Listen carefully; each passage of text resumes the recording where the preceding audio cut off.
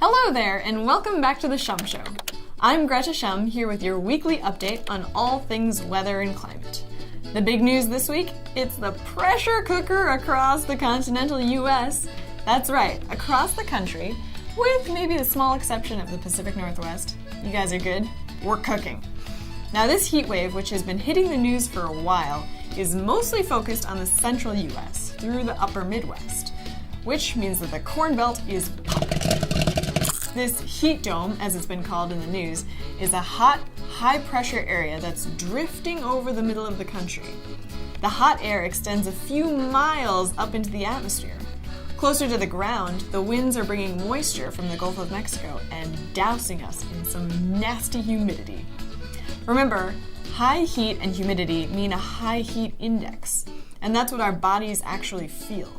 At different thresholds, our bodies begin to have more and more serious reactions.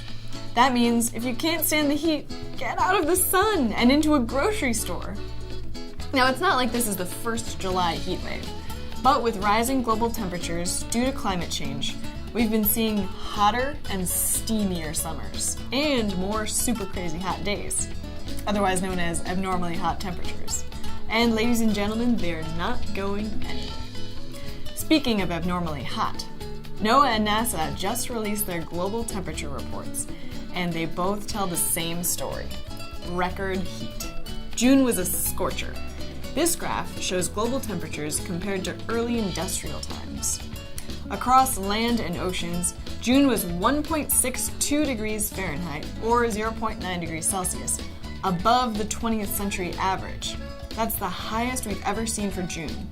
Not only that, but January to June of 2016 were the hottest first 6 months of a year we've ever recorded, making June 2016 the 14th consecutive month of record heat for the globe.